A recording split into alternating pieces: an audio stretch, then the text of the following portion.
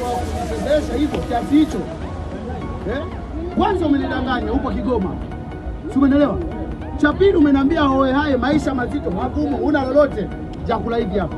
Thamani yake 10,000. Hoe hai anakula chakula kama hiki 10,000. Hoe hai, baba naomba hela yangu. Baba naomba hela yangu. Si unaelewa? Baba naomba hela yangu. Yanakuhusu. Naomba hela yangu. Sina mambo ya majabu. Kwanza usipande hii mashetani yangu akanipanda. Kaka, hela yangu unajua nilipoitafuta nilikupa kwa mikono yangu. Ukaipokea kwa akili zako. Si umeelewa? Sasa hivi unakuja unaniambia wewe maisha magumu hoe hai. Soda ya baridi. Ya baridi. Kwa hiyo hata nikiwa leo ni sio. Aha.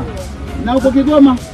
Kigoma sasa mimi ningesemaje mwanangu naendelea laki tatu hapo mimi mazingira ndio kama hivyo mabovu ndio. Kwa ukanidanganya. Ukitegemea hapa kesho kufika. Haya nilikuwa na visa wangu mimi.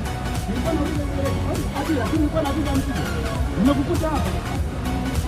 Mungu fundi, ila nikikukuta huko juu kwa juu. Naomba hela basi. Naomba hela. Nitakupa. Nani? Wewe unijui. Uzuri wakati nakupa hela sawa, tulipeana wawili, shahidi alikuwa ni yule mwanasheria. Hela ilikuwa nyingi. Ningekuwa nilitoa peke yangu, ungekuwa ulisema sawa. Ngoja. Taratibu, hela yangu unanipa unipi? Hela nitakupa. Hela yako nitakupa. Ndio afande Jose.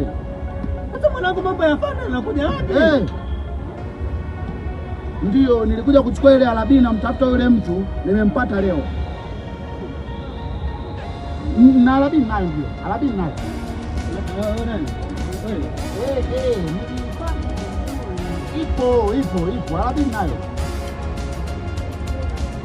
Haya, ngoja nitafute na vijana wawili watatu naye ndio. Atakaa ndani, familia yake ana ndugu hao watakuja kutoa. Ndio.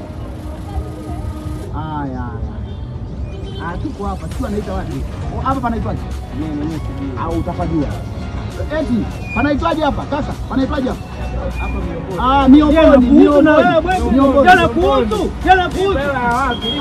Niko hapo niko bwana tukamini. Shamba mimi. Utaenda kunyande.